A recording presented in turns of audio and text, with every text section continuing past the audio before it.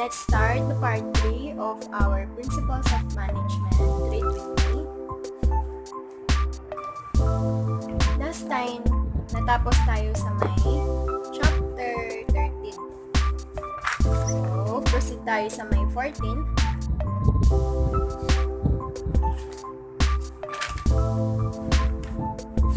This is the part 3 of my Read with me.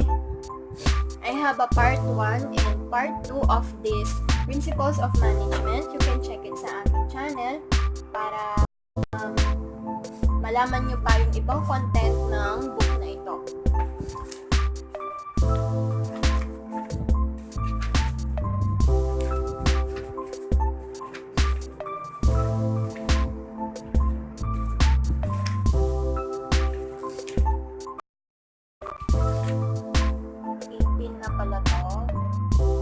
Hanapin natin yung 14.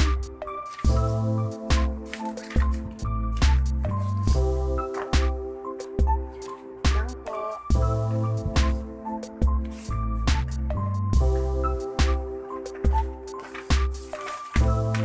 11.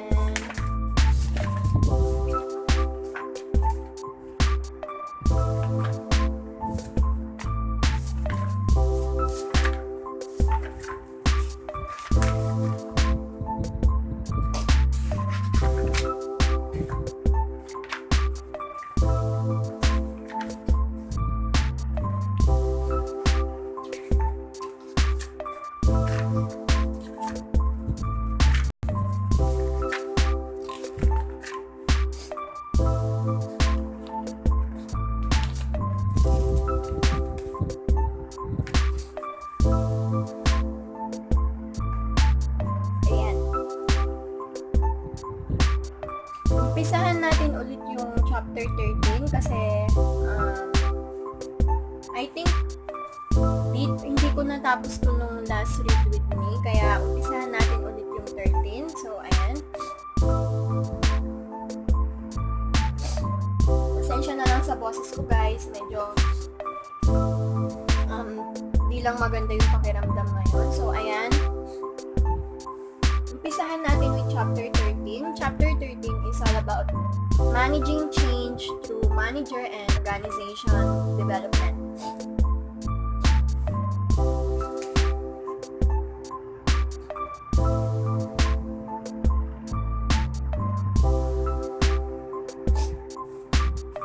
Learning objectives. After studying this chapter, you should be able to distinguish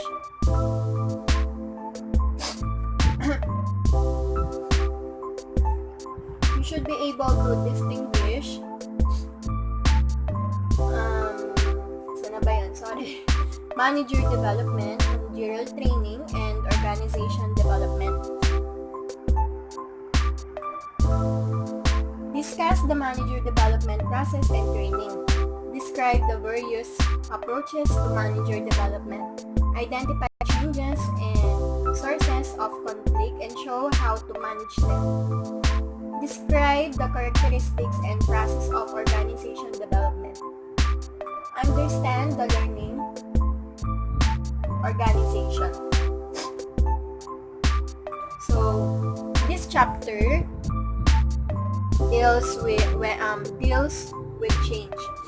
First, the focus is the change of individuals, specifically manager development and training. However, people do not operate in isolation. Consequently, in the second part of this chapter, the emphasis shifts to groups of individuals and organizations. And excellent executives look to the future and prepare for it. One important way to do this is to develop and train managers so that they are able to cope with new demands, new problems, and new challenges. Indeed, executives have a responsibility to provide training and development opportunities for their employees so that they can reach their full potential. The term manager development refers to a long term. So, person makes in learning how to manage. Managerial training and the process a person makes facilitate the learning process and is mostly a short-term activity to help managers do their jobs better. In this book, organization development is a systematic, integrated, and planned approach to improving the effectiveness of groups of people and of the whole organization or a major organizational unit. Organization development uses various techniques for identifying and solving problems. Essentially, then, organization development focuses on the total organization or a major segment of it, while manager development concentrates on individuals. These approaches support each other and should be integrated to improve the effectiveness of both the managers and the enterprise. Manager development process and training. Before specific training and development programs are chosen, 3 kinds of needs must be considered. First, the needs of the organization include such as items as the objectives of the enterprise, the availability of managers, and turnover rates. Second, needs related to operations and the job itself can be determined from job descriptions and performance standards. Third, the data about individual training needs can be gathered from performance appraisals, interviews with the job holder, tests, surveys, and career plans for individuals. Let us look more closely at the steps in the manager development process, focusing first on the present job, then on the next job in the career ladder, and finally on the long-term future needs of the organization. The steps in manager development are depicted in figure 13.1. Ayan, tingnan natin mamaya yung figure 13.1. Dito muna tayo sa my present job. Manager development and training must be based on a needs analysis delivered from a comparison of actual performance and behavior with required performance and behavior. Such an analysis is shown in figure 13.2. District sales manager has decided that 1,000 units is a reasonable price for expectation, but the actual sales are only 800, which is 200 units short of the target. Analysis of the expectation, but the actual sales are only 800, which is 200 units short of the target. Analysis of the deviation from the target might indicate that the manager lacks the knowledge and skills for making a forecast, and that conflict between subordinate managers hinders effective teamwork. On the basis of this analysis, training needs and methods for overcoming the deficiencies are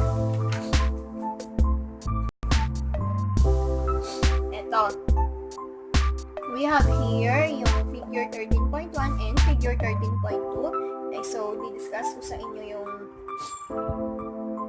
all about 13.1, manager development process and training.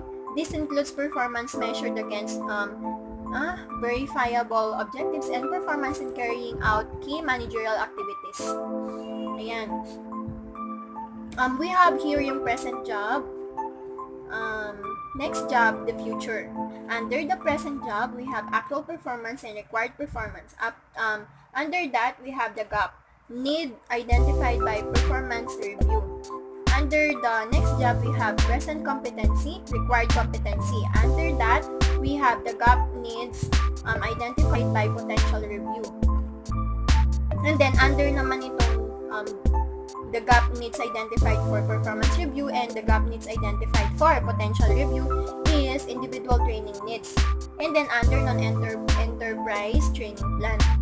So, ayan. Proceed naman tayo dito sa may 13.2. 13.2.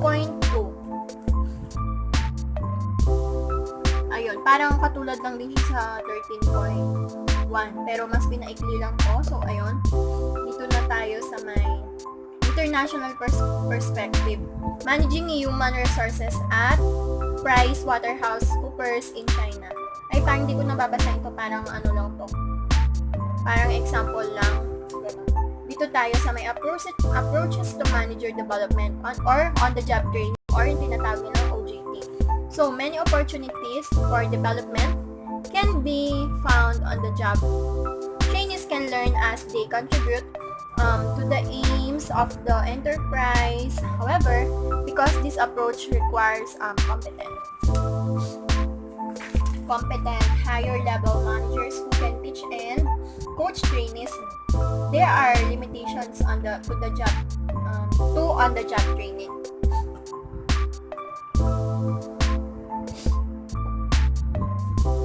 So ayun, proceed tayo dito sa may palubat na.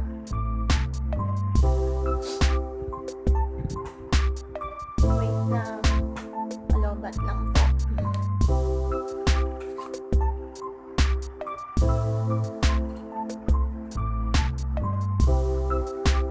Kalimutan kong i-charge kanina.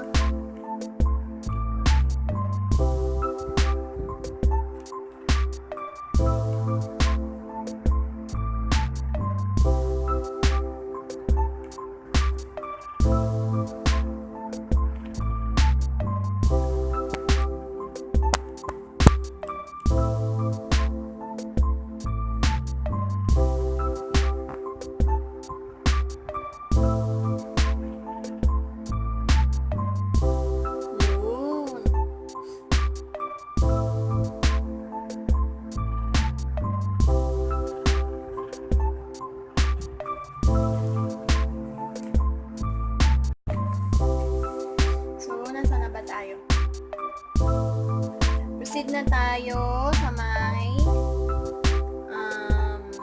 committees and dito muna tayo sa plan progression. Ayan.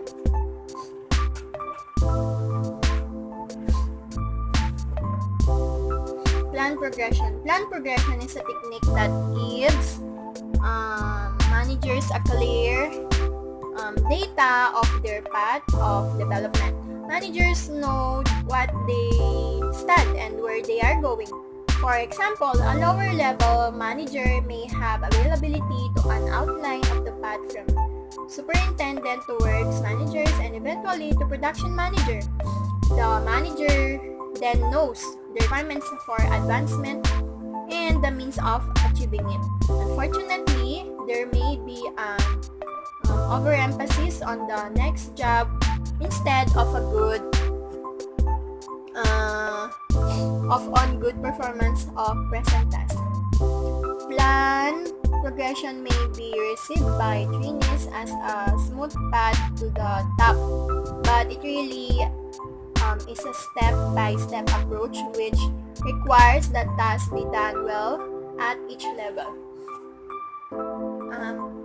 Pahinga lang muna tayo ng konti. And by the way guys, dito sa channel ko, I have my read with me netong Principles of Management nung part 1 and part 2. You can check it sa aking channel. And kung gusto mo pa ng mga iba pang tips like ayun nga, read with me, tips about health, beauty tips, makeup tutorials, and more. Visit mo lang po ang aking channel and wag mo kakalimutan na mag-subscribe sa aking channel.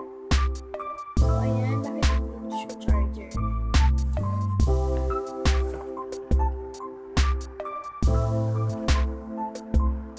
Ayusin ko lang yung charger, guys.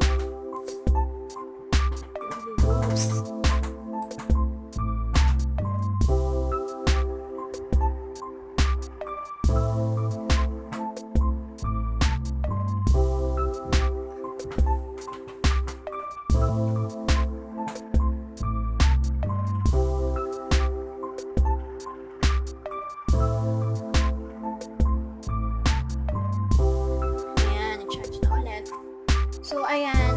Ganyan ang sabi ko, guys. If want nyo pa ng mga iba pang videos, visit nyo lang ang aking channel and wag na wag nyo kakalimutan mag-subscribe. So, proceed naman tayo sa my job rotation.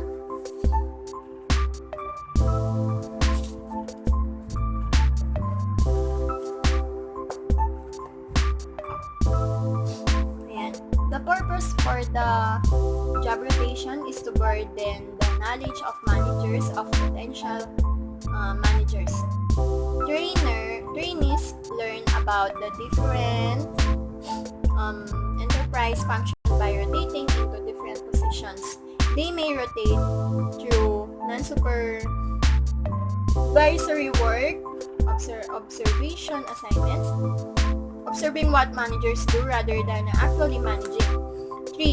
Various managerial training positions. 4. Middle-level assistant positions, and even 5. Various managerial positions in different departments such as production, sales, and finance. The idea of job rotation is good, but there are difficulties in some job rotation programs. Participants do not actually have managerial authority. Instead, they observe or assist line managers, and they do not have the responsibility they would have if they were actually managing.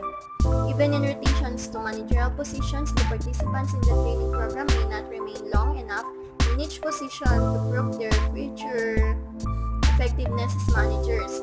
Furthermore, when the rotation program is completed, there may be no suitable positions available for the newly trained managers. Despite these drawbacks, if both managers and trainees understand the inherent difficulties, job rotation has positive aspect and should benefit trainees.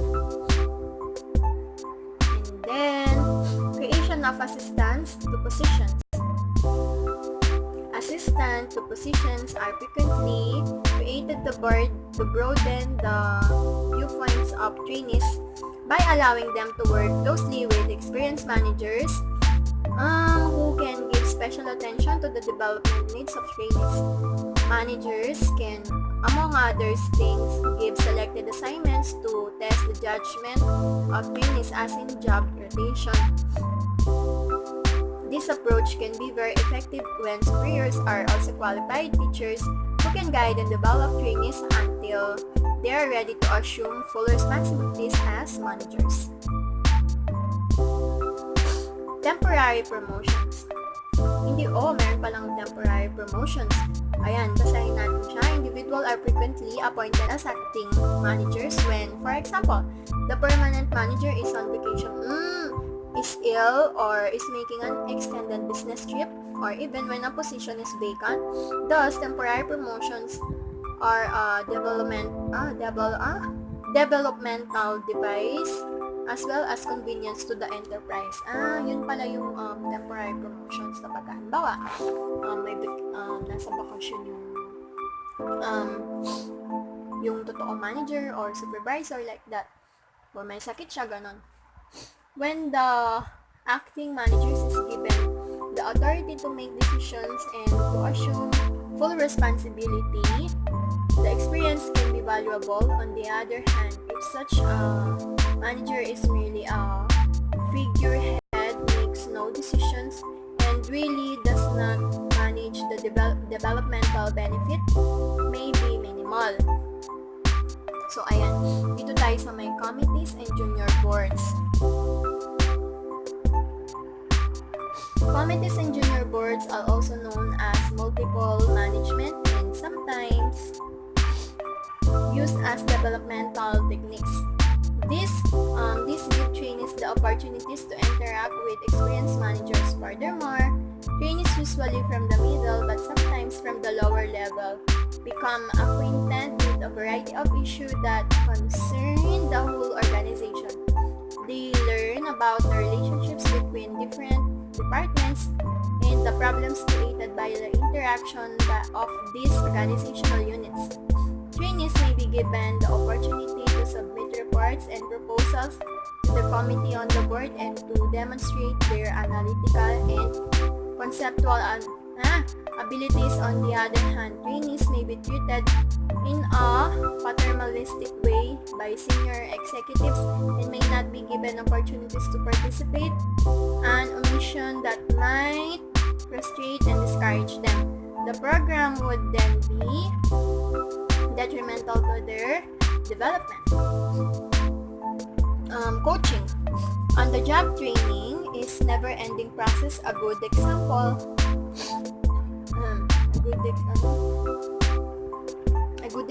of an on-the-job training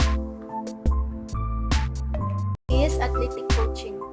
To be effective coaching, which is the responsibility for every line manager, must be done in a climate of confidence and trust between the superior and trainees. Patience is wisdom are required, and trust between the superior and patience and wisdom required of superior authority and give recognition and praise. Coaches will develop the strengths and potentials of subordinates and help them overcome their weaknesses. Coaching requires time, but if done well, it will save time and money and will prevent costly mistakes by subordinates. Thus, in the long run, it will benefit the subordinates in the enterprise. So, ayan, dito naman tayo sa may approaches to manager development, internal and external training. As indicated in figure 13.1, besides on the approaches to manager development, these programs may be conducted within the company, or they may be externally by educational institutions and management associations.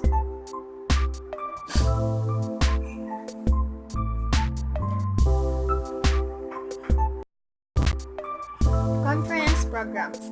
Conference programs may be used in internal or external training. They expose managers or potential managers to the ideas of speakers who are experts in their field. Within the company, employees may be instructed in the history of the firm field. Within the company, employees may be instructed in the history of the firm and process policies and relationships with customers, consumers, and other groups. External conference may vary greatly, ranging from specific managerial techniques to programs on board topics such as the relationship between business and society. Let's proceed to the next page.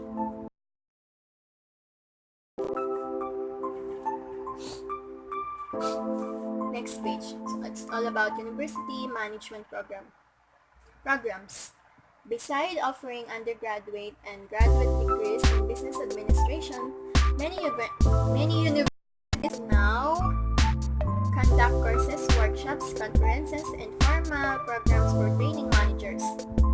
These offerings may include evening seminars, live-in programs, a full graduate curriculum, or even programs tailored to the needs of individual companies. Some executive development centers even provide career development assistance with programs designed to fit typically training and development needs of first-line supervisors, middle managers, and top executives.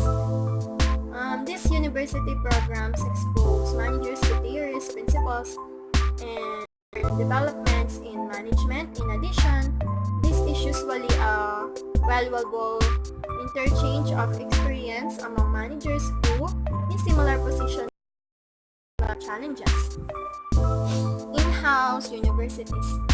One of the earliest in-house educational facilities was established by General Electric CEO Ralph Gardiner in the mid-late 1950s in Crotonville, New York. Ayan. Another well-known center in the campus learning is McDonald's University near Chicago. It has its own library and modern electronic classrooms, in which managers study how to operate McDonald's restaurants. Similar universities are located strategically in several parts of the world. Many companies have established their own university. their own universities. Other companies engaged in their own training and development of managers are Intel, FedEx, Capital One, and many others. Ayan. Dito naman tayo sa may business, simulation, and experiential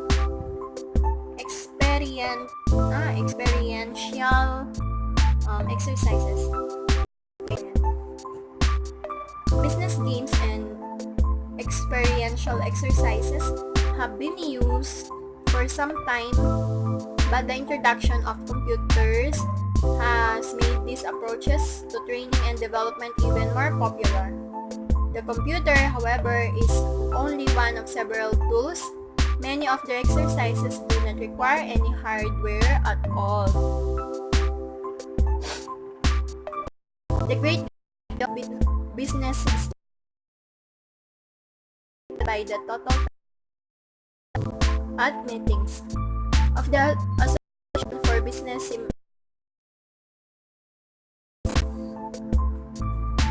and approaches range the behavioral exercises dealing, for example, with attitudes and values to simulations in courses such as marketing, accounting, decision support system, and business policy and strategic management. Ito sa may training with companies such as McDonald's, Thrifty Car Rental, and Circuit City over web-based training classes which may be more cost-effective than traditional classroom training. McDonald's, for example, started its pilot web training in 2001 with 3,000 employees in 4 languages in 6 countries. Various approaches are possible. One is the off-the-shelf content. Another approach is to create a virtual classroom with the teacher interacting with students. Proceed tayo sa may next page. Next page is all about essays, questions, reviewers, ganun, summary.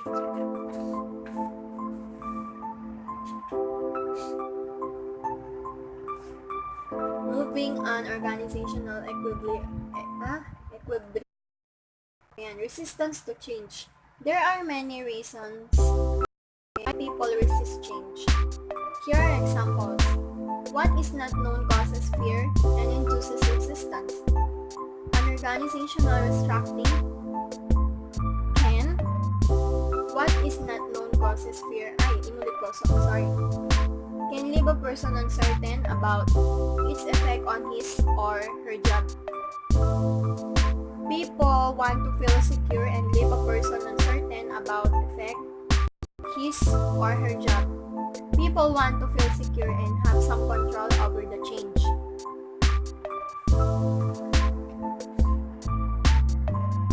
Not knowing the reason for the change also causes resistance. In fact, it is often unclear to those affected why the change is necessary at all. Change may also result in a reduction of benefits or a loss of power.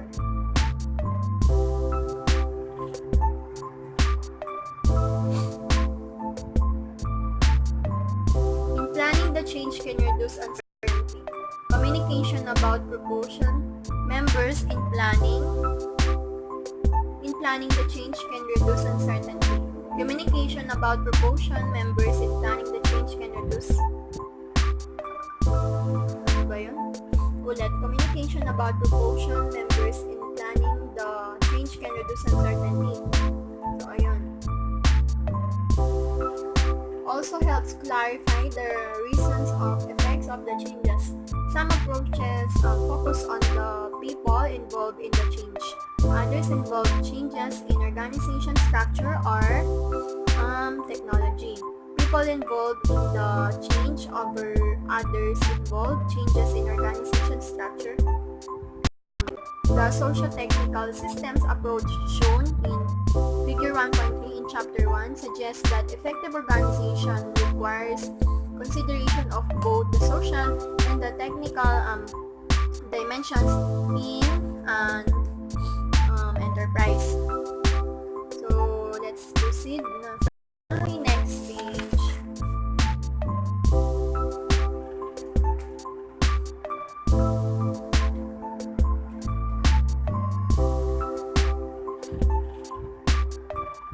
Organization development. As explained earlier, organization development typically shortens integrated and planned approach in improving enterprise effectiveness. It is designed to problems that decrease operating efficiency at all levels. Problems may include lack of cooperation, excessive decentralization, and communication. The techniques of OD may involve laboratory training people communicating in a group situation. So, ayun. Dito naman tayo sa the organization development process. OD is a situational or contingency approach to improving enterprise effectiveness. Although various are utilized, the process often involves the steps shown in figure 13.4. Discuss natin mamaya yung figure 13.4. Consider a firm that experiences certain problems, conflict between organizational units, low moral, and rising costs. So, ayun. Who the expert to discuss the situation? The two agree on the necessity of an organizational diagnosis. The consultant then collects information from several organizational units using questionnaires, interviews, and observations. The data are analyzed and prepared for feedback.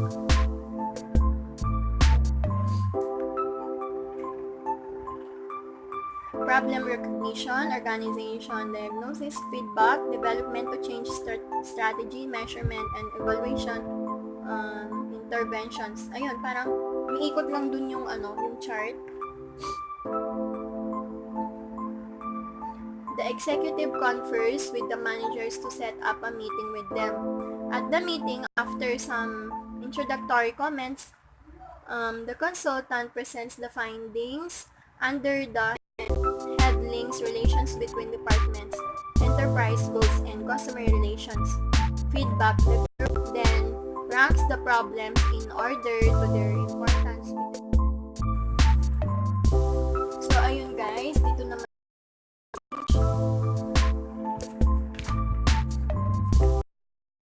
summary na learning organizations and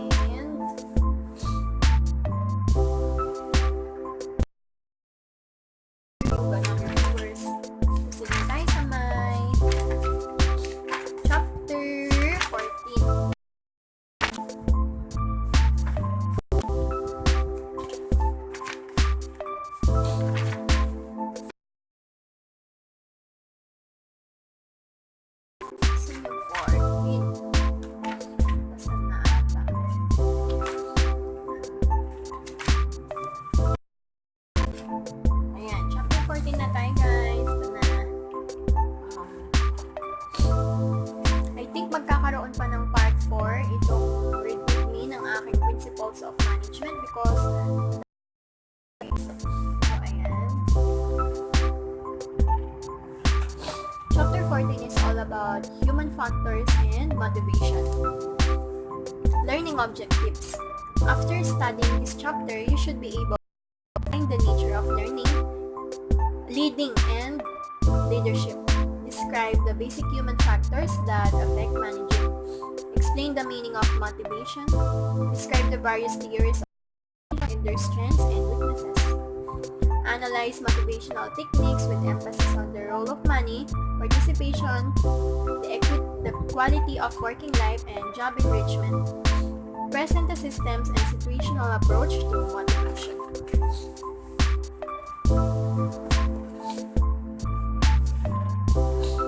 Factors in managing. It is obvious that while enterprise objectives may differ somewhat between organizations, employees also have needs and objectives that are especially important to them. Through the function of leading, managers help people see that they can satisfy their own needs and utilize their potential while contributing to the aims of an enterprise. Managers should thus have an understanding of the roles assumed by people and the individuality and personalities of people. Multiplicity of roles. Individuals are much more than a productive factor in management's plan. They are not members of social systems of many organizations. They are consumers of goods and services, and thus they initially influence demand, and they are members of families, schools, churches, trade associations, guide behavior, and a tradition of human dignity that is a major characteristics of our society. In short, managers and the people they lead and are the interacting members of a broad social system. No average person. People act in different roles, but they are also different among themselves. There is no average person. Yet, in organized enterprises, the assumption is often made that there is firm development. Rules, procedures, work schedules, safety standards, and position description, all with the implicit assumption that people are essentially alike. Of course, this assumption it is necessary to a great extent in organized efforts, but is equally important to acknowledge that individuals are unique. They have different needs, different ambitions, different attitudes, different desires for responsibility, different levels of knowledge and skills, and different potentials. Dito naman tayo sa may importance of personal dignity. Managing involves achieving enterprise objectives. Achieving results is important, but the means must never violate the dignity of people. The concept of individual dignity means that people must be treated with respect, no matter what their position in their organization. The president, vice president, manager, first line, supervisor, and worker all contribute to the aims of the enterprise. Each is unique with different abilities and aspirations. Are human beings and all deserve to be treated as such. As such, considerations of the person.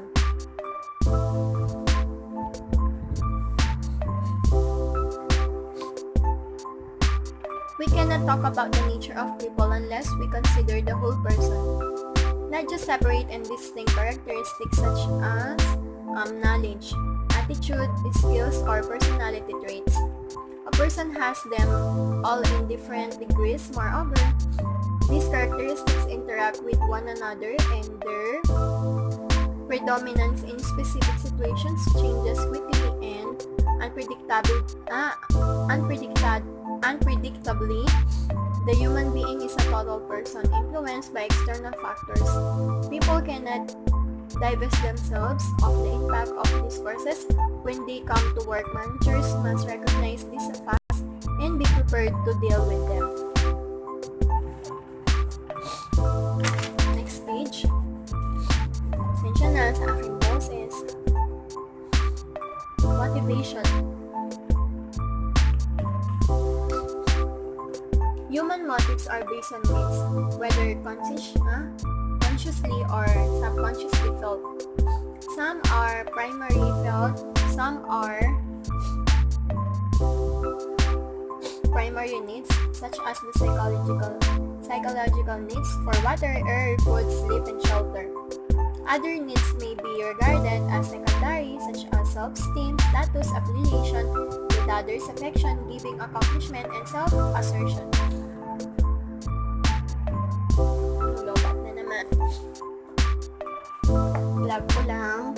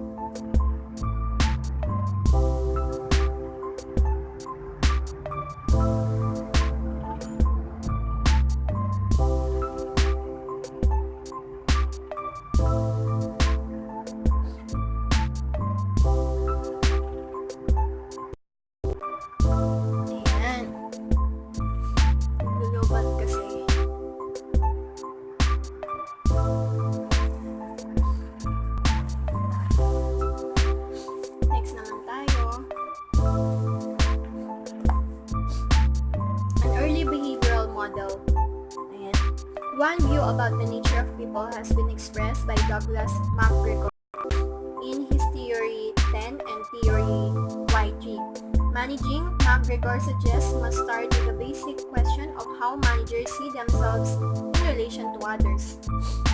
This viewpoint requires some thought on the perception of human nature.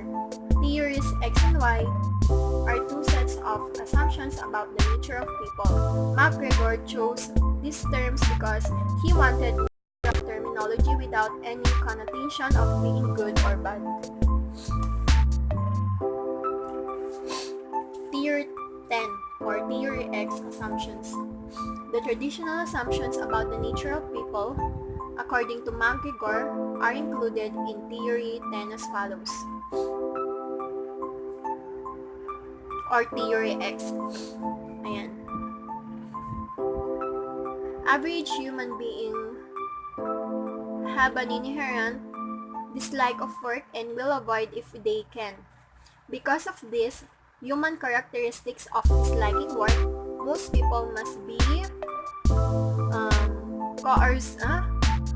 controlled, directed, and threatened with punishment to get them to put forth adequate effort toward the achievement of organizational objectives.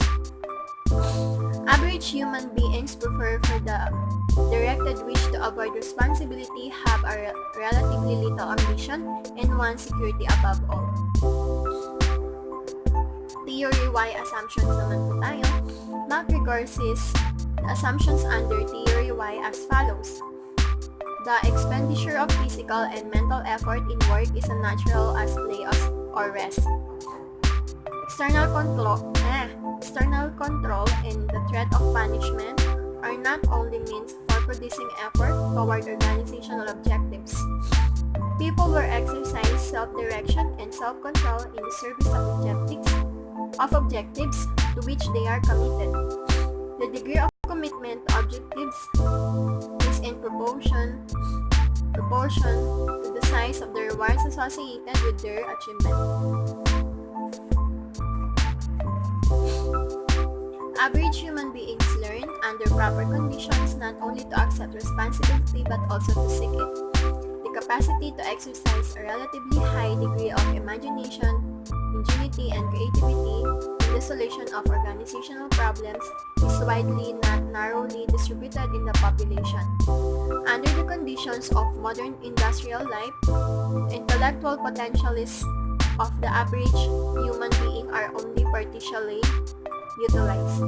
These two sets of assumptions obviously are fundamentally different. Theory X is pessimistic, static, and rigid. Control is primarily external, imposed on the subordinate by the superior in contrast. Theory Y is optimistic, dynamic, and flexible, with an emphasis on direction, and the contrast, Theory Y is optimistic, dynamic, and flexible, with an emphasis on self-direction, and the contrast, integration of individual needs with organizational demands. There is little doubt that each set of integration of individual needs with organizational demands. There is little doubt that each set of assumptions will affect the ways managers carry out their managerial functions and activities.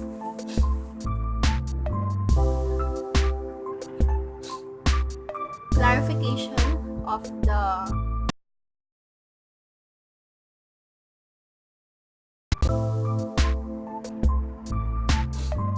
MacGregor was apparently concerned by might be misinterpreted. The following points will clarify some of the areas of misunderstanding and keep the assumptions in proper perspective. My assumptions are just that they are assumptions only. They are not prescriptions or suggestions for managerial strategies. Rather, these assumptions must be tested against reality. Furthermore, they are intuitive deductions and are not based on research. Second, Theory X and Y do not imply hard or soft management. The hard approach may produce resistance and antagonism. The soft approach may result in laissez-faire management and is not congruent with Theory Y. The effective manager recognizes the dignity and capabilities as well as the limitations of people and adjusts behavior as demanded by the situation. The hard approach may produce resistance and antagonism. The soft approach may result to laissez-faire management and is not congruent with Theory Y. The effective manager recognizes the dignity and capabilities as well as the limitations of people and adjusts behavior as demanded by the situation. Third, as well as the limitations of people and adjusts behavior as demanded by the situation. Third, theory X and Y are not to be viewed as being on a continuous scale with X and Y on opposite extremes. They are not a matter of degree, rather, they are completely different views of people. Fourth, the discussion of Theory Y is not a case for consensus management, nor it is on fourth, the decision of Theory Y is not a case, nor it is an argument against the use of authority. Under Theory Y, authority is seen as one of the many ways of manager exerts leadership. Fifth, the variety of tasks and situations requires different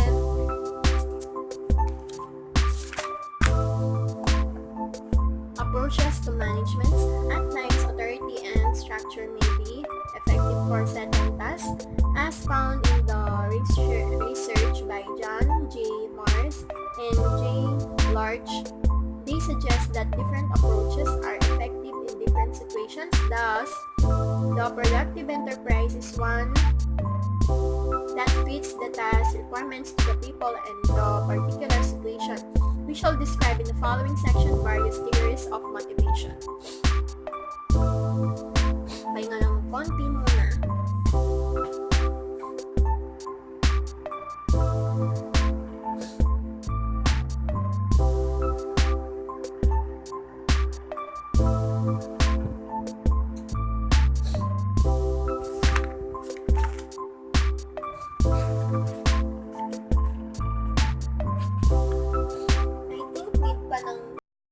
Part 4 of this Read With Me kasi marami-rami pa siya hindi naman natin pwedeng laktawan.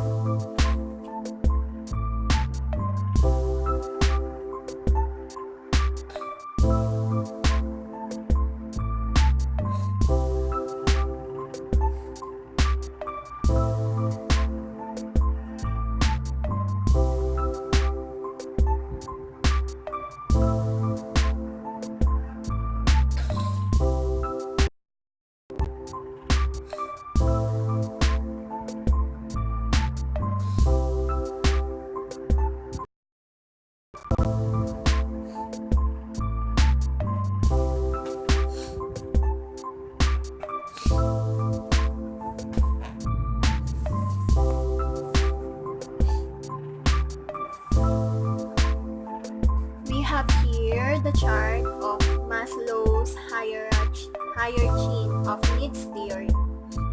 The needs of hierarchy. Ayan.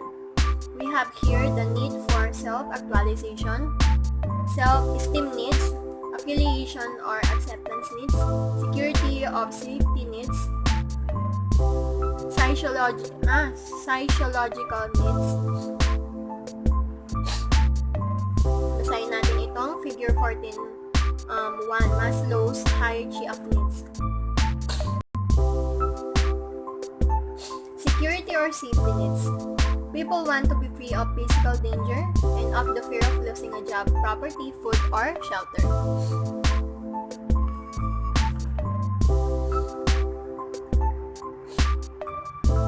Affiliation or acceptance needs. Since people are social beings, they need to belong to be accepted by others.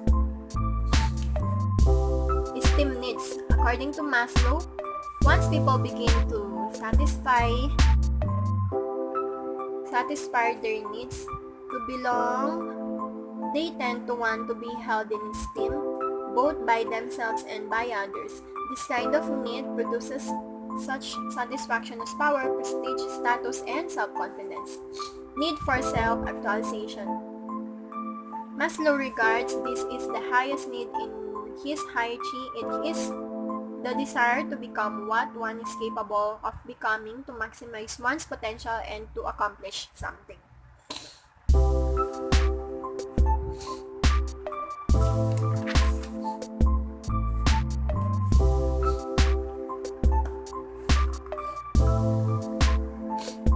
The expectancy theory of motivation.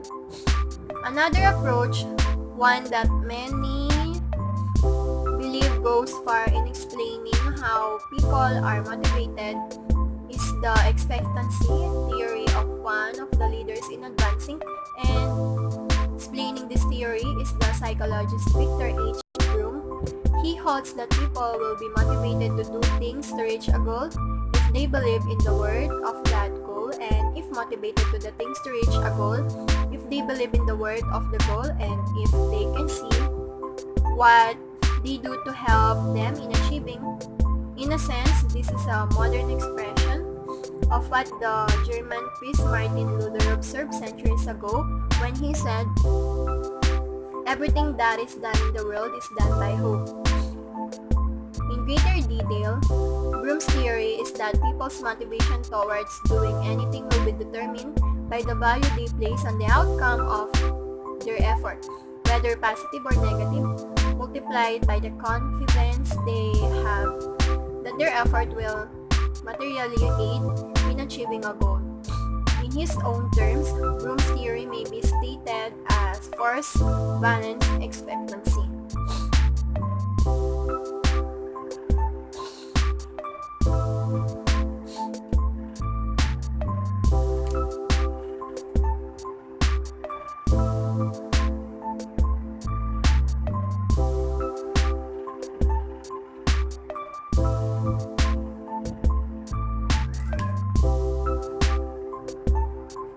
The Broom theory and practice. One of the great attractions of the Broom theory is that it recognizes the importance of individual needs and motivations. It does avoid some of the simplistic features of the Maslow and Herzberg approaches. It does seem more realistic. It fits the concept of harmony of objectives. Individuals have personal goals that are different from organizational goals, but this can be harmonized. Furthermore, Broom's theory is completely consistent with the system of managing by objectives. The strength of Broom's theory is also its weakness. His assumption that perceptions of value vary between individuals at different times and in different places appears to fit real life more accurately. It is consistent also with the idea that managers' job is to design an environment for performance, necessarily taking into account the differences in various situations. On the other hand, the theory is difficult to apply to practice despite its difficulty in application. The logical accuracy of Broom's theory indicates that motivation is much more complex than the approaches of Maslow and Herzberg seem to imply. The Porter and Lawler motivation model. Damon W. Porter and Edward E. Lawler derive a substantially more complete model of motivation built in large part of expectancy theory. In their study, they applied this model primarily to managers. It is summarized in figure 14.3.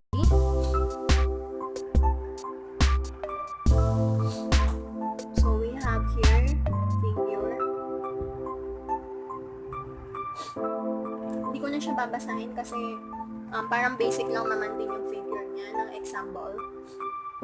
As this model indicates, the amount of effort, the strength of motivation and energy exerted depends on the value of a reward plus the amount of energy a person believes is required and the probability of receiving the reward. The perceived effort and probability of actually getting a reward are in turn influenced by the experience of actual performance. Clearly, if people know they can do a job or if they have done it, they have a better appreciation of the effort required and know better the probability of getting a reward. Actual performance in a job, the doing of tasks of the meeting of goals is determined principally by effort expended. But it is also greatly influenced by an individual's ability, knowledge, and skills to do the job, and by his or her perception of what the required task is the extent to which the person understands the goals, required activities, and other elements of a task. Performance, in turn, is seen as leading to intrinsic rewards such as a sense of accomplishment or self-actualization and may nag-text na. So, ayun. Sin is leading to intrinsic rewards such as a sense of accomplishment or self-actualization and extrinsic rewards such as working conditions and status.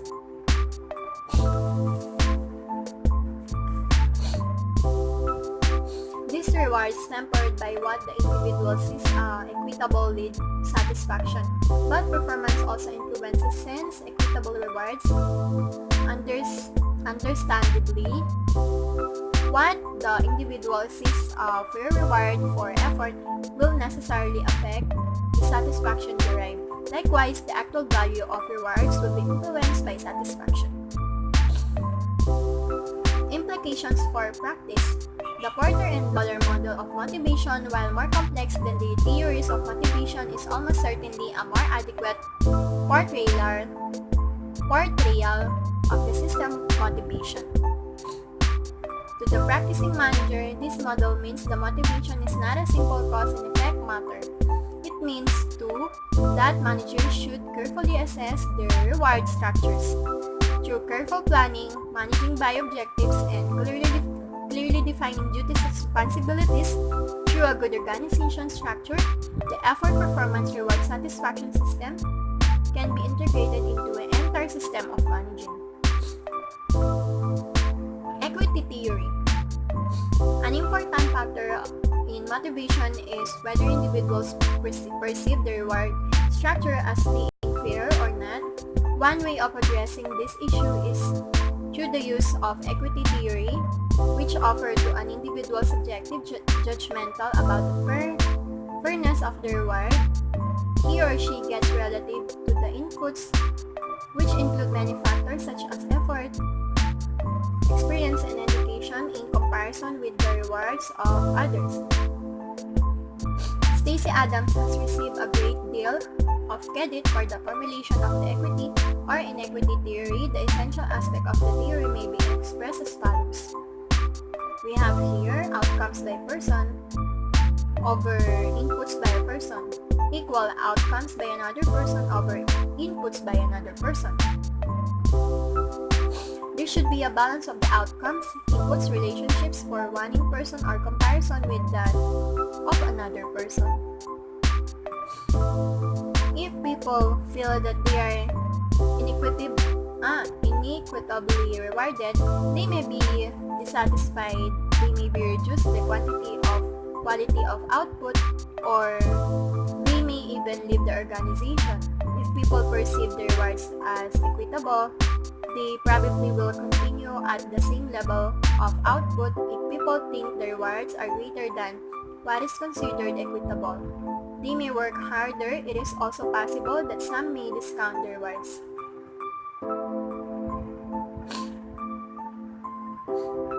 So, ayun. That's all for my part 3 ng aking read with me. So, hindi natin na naman siya natapos. Meron na naman tayong chapter 4 or part 4 na read with me nitong Principles of Management. Sana may natutunan kayo dito sa video ko. Kung gusto nyo pa ng mga iba pang tips, read with me, makeup tips, tutorials, ganyan. Visit nyo ang aking channel at huwag nyo kakalimutan na mag-subscribe sa aking channel. Thank you and God bless! Bye-bye!